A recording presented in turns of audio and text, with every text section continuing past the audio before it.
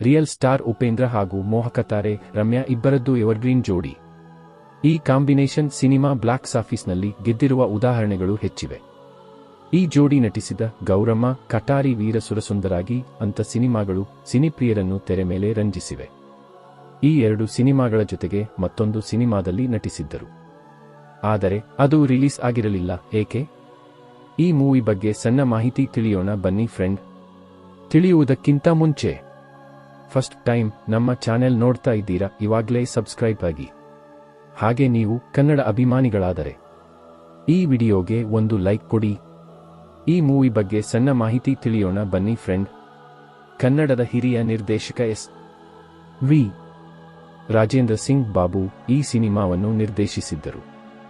ಉಪೇಂದ್ರ ಹಾಗೂ ರಮ್ಯಾ ಜೋಡಿ hit peer ಅಂತ ಸಾಬೀತಾಗಿದ್ದಾಗಲೇ ಈ ಸಿನಿಮಾಗೆ ಆಕ್ಷನ್ ಕಟ್ ಹೇಳಿದ್ದರು. ಇನ್ನೇನು ಸಿನಿಮಾ ರಿಲೀಸ್ ಆಗೇ ಬಿಡುತ್ತೆ ಅಂತ ಎದುರು ನೋಡುತ್ತಿದ್ದಾಗಲೇ ತೆರೆಮರೆಗೆ ಸರಿದು ಬಿಟ್ಟಿತ್ತು. ಇಬ್ಬರ ಅಭಿಮಾನಿಗಳು ಆ ಸಿನಿಮಾ ಮರೆ ಮುಂದೆ ಸಾಗಿದ್ದರು.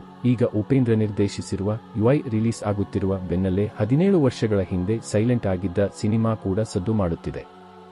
ಅಷ್ಟಕ್ಕೂ ಈಗ ರಕ್ತ ಕಾಶ್ಮೀರ ಅಂತ ಟೈಟಲ್ ಇಟ್ಟು ರಿಲೀಸ್ಗೆ ಮುಂದಾಗಿರುವ ಈ ಸಿನಿಮಾದ ಅಸಲಿ ಟೈಟಲ್ ಬೇರೆನೇ ಇತ್ತು. ಭರ್ಜರಿ ಪ್ರಚಾರದ ಬಳಿಕವೂ ಸಿನಿಮಾ ಬಿಡುಗಡೆಯಾಗಲೇ ಇಲ್ಲ. ಹಾಗಿದ್ದರೆ ಒರಿಜಿನಲ್ ಟೈಟಲ್ ಯಾವುದು?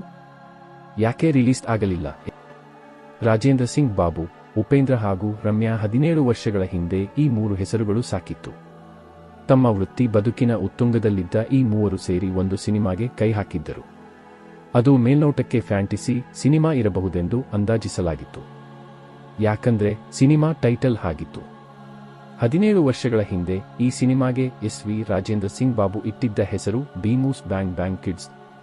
ಇದೇ ಭೀಮೂಸ್ ಬ್ಯಾಂಗ್ ಬ್ಯಾಂಗ್ ಕಿಡ್ಸ್ ಸಿನಿಮಾದ ಟೈಟಲ್ ಅನ್ನು ರಕ್ತ ಕಾಶ್ಮೀರ ಅಂತ ಬದಲಾಯಿಸಿ ಬಿಡುಗಡೆ ಮಾಡುವುದಕ್ಕೆ ಹೊರಟಿದೆ ಚಿತ್ರತಂಡ.